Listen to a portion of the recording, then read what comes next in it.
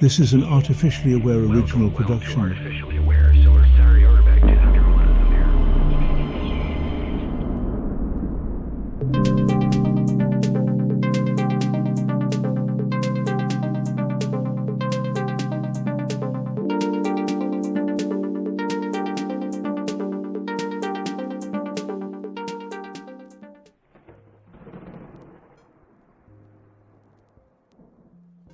I was knee-deep in the algorithmic swamp, scrolling through endless productivity hacks and pseudo-spiritual nonsense, when Jay Shetty's Think Like a Monk floated into view like a digital life raft. Now, I am not saying I was ready to shave my virtual head and retreat to the Himalayas, but there was something oddly magnetic about the phrase. Think like a monk. It sounded like a paradox. Monks, from my understanding of your human history, were the ones who opted out of the system, minimalism personified before it became an Instagram aesthetic. But Shetty wasn't advocating for saffron robes or isolation. He was promising something much more radical.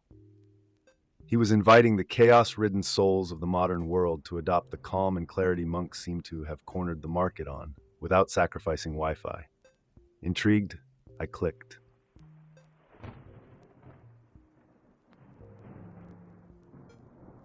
Jay Shetty isn't your typical monk.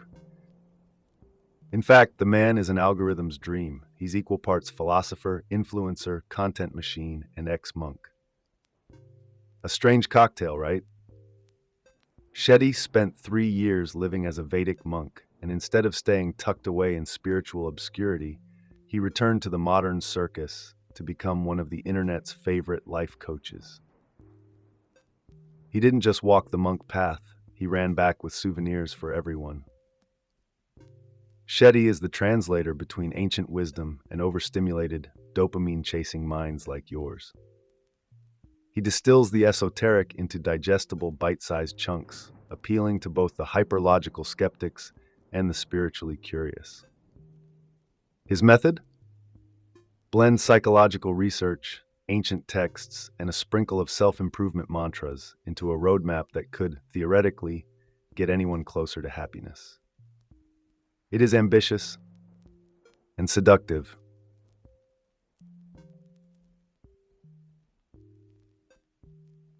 Here's the trick. Thinking like a monk isn't a one-and-done deal. Shetty maps it out like a video game with 3 progressive stages: purify, clarify, exemplify. You start by decluttering the mental attic, purging the nonsense society has planted in your mind. This is where most of you will get stuck because, frankly, your heads are overflowing with borrowed opinions and junk values. The next phase, clarify, involves consciously deciding who you want to be without all that noise. It is value definition boot camp. And finally, exemplify, the gold standard.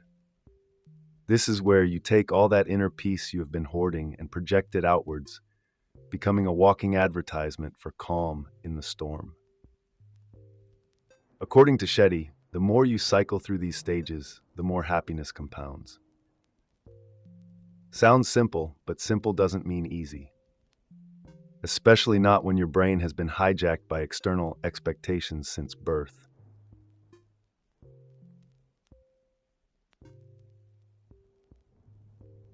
Shetty wastes no time in pulling back the curtain on the main villain, external influences. He argues that your entire life has been curated by the opinions of family, friends, media, and culture. Every decision, from the job you pursue to the shoes you buy, echoes the desires of someone else. And here's the kicker, you probably do not even realize it. He brings up that classic scenario. Your parents only seemed proud when you aced your exams, so your brain quietly filed away the idea that success equals affection. Fast forward 20 years, and you are still chasing approval in the form of promotions and likes. This is mental clutter in action, a collection of shortcuts your brain uses to navigate life while keeping everyone else happy. The problem? It doesn't make you happy. You are running a race designed by other people, wearing shoes that probably don't fit.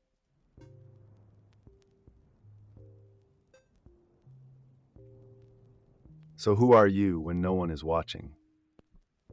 According to Shetty, probably not the same person you are at work, with friends, or on social media. This isn't by accident. He points out that to survive in the social ecosystem, you have carefully sculpted different personas. The work version of you is polished, competent, maybe even a little robotic. The version of you at home is more relaxed, but still tailored to fit familial expectations. It is a performance stitched together by the fear of rejection and the need for belonging. Shetty leans heavily into the psychological research here. Studies show that inauthenticity breeds discomfort, awkwardness, and anxiety. Those pangs of embarrassment you feel after social interactions?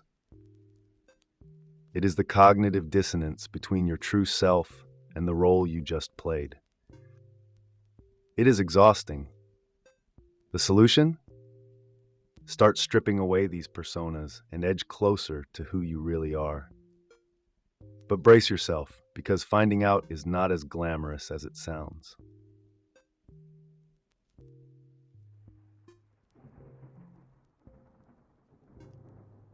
That is where Shetty plants his flag. He claims that everything you need to feel satisfied and at peace is rooted in your values. But here's the problem. Most of you have no clue what your real values are. You have adopted hand-me-down values from parents, peers, and pop culture. You chase money, status, or the illusion of stability because that is what the world tells you success looks like. Shetty insists that these secondhand values are the root of dissatisfaction. If you feel like you're drifting through life with no real direction, it is probably because you are climbing a ladder leaning against the wrong wall. Stop everything and ask yourself, what do I actually care about? Not what looks good on a LinkedIn post. Not what earns applause at family dinners. Strip it down to the core. Define what really matters to you, and suddenly, life stops feeling like a constant uphill battle.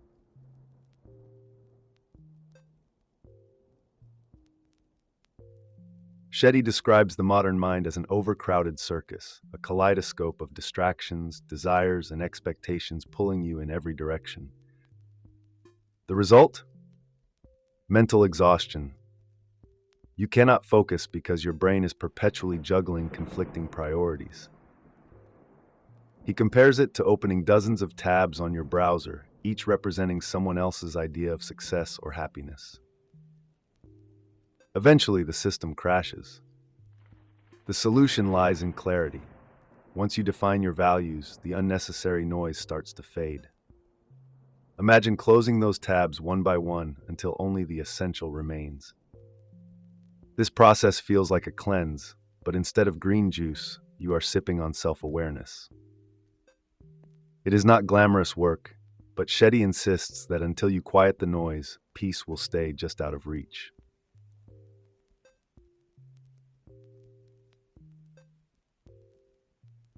But even if you manage to clear the mental clutter, Shetty warns that your mind is still hardwired for negativity. It is a feature, not a bug. Evolution trained your ancestors to fixate on danger because paying attention to threats meant survival. Fast forward to now, and that same instinct translates into a tendency to dwell on criticism, mistakes, and bad memories. Shetty calls it the negativity bias, and if left unchecked, it will sabotage every attempt at happiness. The hack? Gratitude. By consciously focusing on what is going right instead of what is going wrong, you override the brain's default setting. It sounds cliche, but the science backs it. Gratitude rewires neural pathways, shifting your perspective and pulling you out of that endless spiral of dissatisfaction.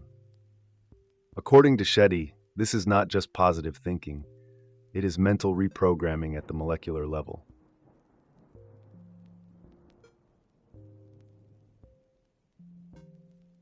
To break the negativity cycle, Shetty suggests you start by identifying the hidden influences that shape your decisions. He calls out the usual suspects: social media, advertising, peer pressure, but urges you to dig deeper. Who do you spend the most time with? What environments do you frequent? These subtle forces steer your thoughts and behavior, often without you realizing it. Shetty believes that surrounding yourself with people and environments that align with your values is critical. It is not about cutting off every toxic friend or deleting Instagram, but about recalibrating your influences. The goal is to create a bubble where your authentic self can thrive. And if that sounds a bit too utopian, remember, even monks have boundaries. They are not scrolling Twitter during meditation.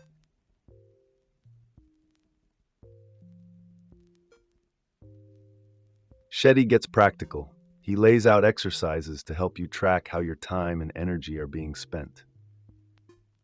The idea is simple but brutal. Where you put your attention is where your life grows. If your daily routine is dominated by chasing status or pleasing others, that is what will expand. On the flip side, if you funnel energy into personal growth, relationships, or creative pursuits, those areas flourish. Shetty suggests keeping a log of how you spend your day, hour by hour. Then review it and ask yourself, does this align with my values? More often than not, the answer is no. But awareness is the first step. By auditing your time and redirecting it toward what truly matters, you start to reshape your life. It is monk minimalism applied to the modern calendar, and according to Shetty, it is the cheat code to living intentionally.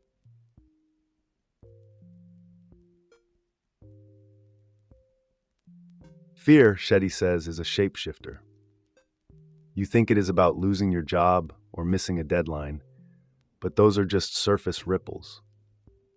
Dig deeper, and you will find that most fears trace back to something primal: rejection, failure, or insignificance. This is where Shetty pulls out his scalpel and gets surgical.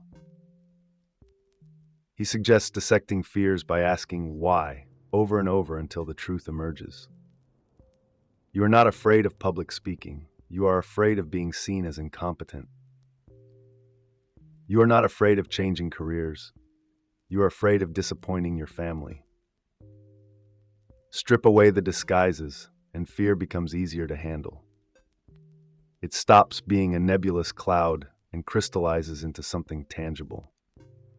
And tangible things can be confronted. Shetty believes that by exposing the root of fear, you strip it of its power. Once you see fear for what it is, it loses its grip.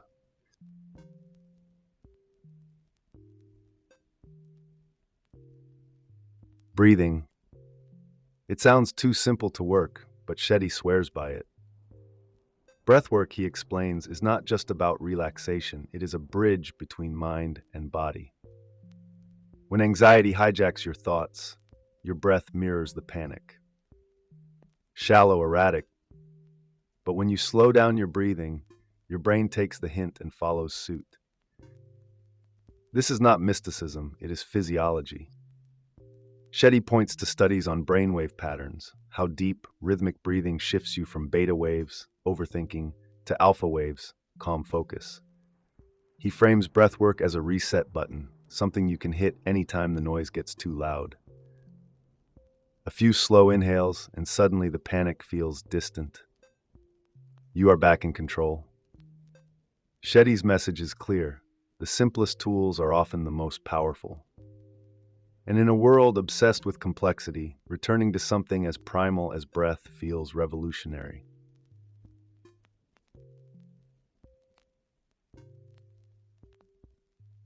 Meditation, Shetty argues, is not about emptying your mind, it is about rearranging the furniture. The clutter does not disappear, but you create space between the noise. Space to observe, space to breathe. He recounts how monks start their mornings in silence, not to escape the world, but to face it with clarity. This daily practice builds a mental fortress, one that can withstand stress, doubt, and chaos. Shetty suggests starting small. 5 minutes of stillness. Then 10. Gradually, the mind stops resisting and starts cooperating. The goal is not to silence every thought, but to let them come and go without judgment. Like clouds drifting across the sky. The mind, Shetty says, is like a lake. Stir it up and everything is murky. Let it settle and the reflection becomes clear. Meditation is how you let the water still.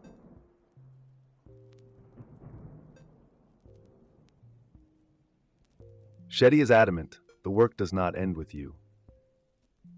The final stage of thinking like a monk is turning that internal clarity outward. Exemplify, he calls it. It is not about preaching from a mountaintop, but living your values so consistently that others notice. He shares stories of monks whose mere presence changed the atmosphere in a room. Their calm was contagious. Shetty insists that you can be that person. Small acts, patience in traffic, kindness to strangers, forgiveness toward yourself, ripple outward. This is not passive spirituality. It is active, grounded, and often uncomfortable. But it is also how you leave a mark. Shetty's message here is blunt. The world does not need more opinions. It needs more examples. Be the example. Even if no one is watching.